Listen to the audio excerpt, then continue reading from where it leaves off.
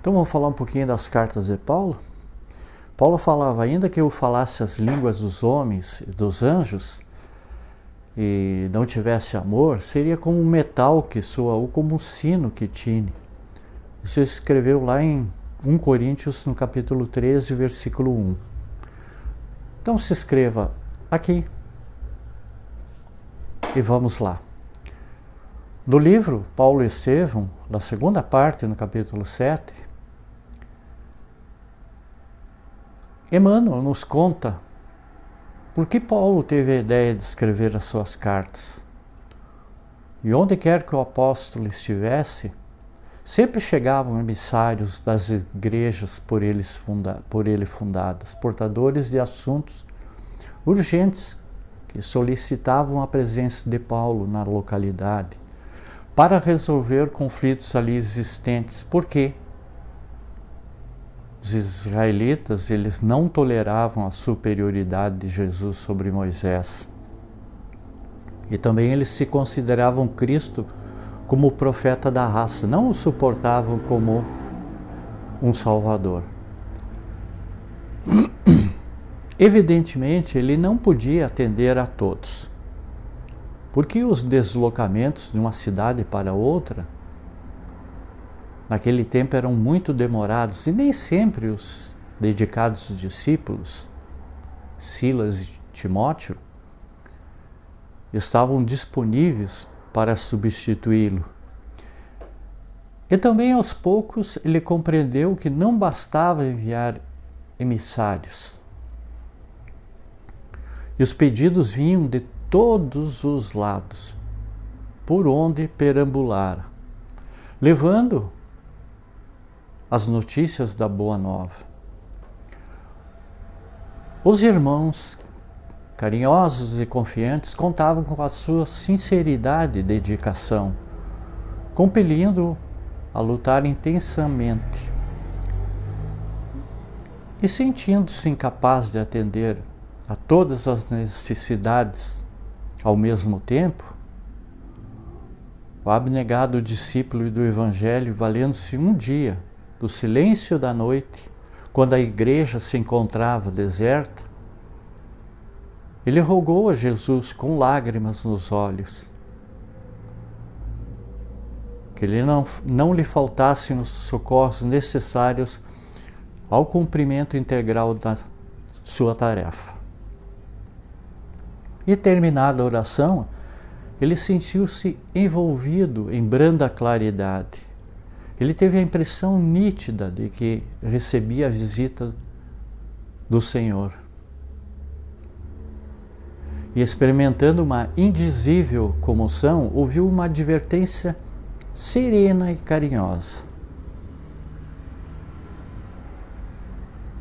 Não temas, dizia a voz. Prossegue ensinando a verdade e não te cales, porque estou contigo. O apóstolo deu curso às lágrimas que lhe fluíam do coração. E aquele cuidado amoroso de Jesus, aquela exortação em resposta ao seu apelo, penetravam-lhe a alma em ondas cariciosas. A alegria do momento dava para compensar todas as dores e padecimentos do caminho. Desejoso de aproveitar a sagrada inspiração do momento que fugia, ele pensou nas dificuldades para atender às várias igrejas fraternas. E tanto bastou para que a sua voz dulcíssima continuasse. Não te atormentes com as necessidades do serviço. É natural que não possas assistir pessoalmente a todos ao mesmo tempo, mas é possível a todos satisfazeres simultaneamente pelos poderes do Espírito.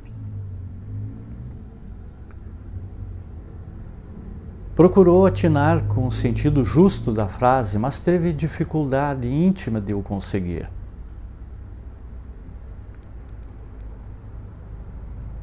Entretanto, a voz prosseguia com brandura. Poderás resolver o problema escrevendo a todos os irmãos em meu nome, dizia Cristo. Os de boa vontade saberão compreender, porque o valor da tarefa não está na presença pessoal do missionário, mas no conteúdo espiritual do seu verbo, da sua mensagem, da sua exemplificação e da sua vida. Mas Estevão permanecerá mais aconchegado a ti, transmitindo-te meus pensamentos, e o trabalho de evangelização ele poderá ampliar-se em benefício dos sofrimentos e das necessidades do mundo. O dedicado amigo dos gentios viu que a luz se extinguira, que o silêncio voltara a reinar entre as paredes singelas da igreja de Corinto. Mas como se houvesse sorvido a água divina das claridades eternas, conservava o espírito mergulhado em júbilo intraduzível. Ele recomeçaria o labor com mais afinco, mandaria às comunidades mais distantes as notícias do Cristo. De fato, logo no dia seguinte, chegaram portadores de Tessalônica com notícias desagradabilíssimas. Os judeus eles haviam conseguido despertar na igreja novas e estranhas dúvidas e contendas. E Timóteo corroborava com observações pessoais. Então eles reclamavam a presença do apóstolo com urgência, mas este deliberou pôr em prática o conselho, a recomendação do mestre, e recordando que Jesus lhe prometera associar-se a Estevão, a divina tarefa, e julgou não dever atuar por si só, chamou Timóteo e Silas para redigir a primeira de suas famosas epístolas ou cartas. E assim começou o movimento dessas cartas imortais, cuja essência espiritual ela provinha da esfera do Cristo, através da contribuição amorosa de Estevão, companheiro abnegado e fiel daquele que se havia colocado na mocidade como o primeiro perseguidor do cristianismo. E percebendo o elevado espírito de cooperação de todas as obras divinas,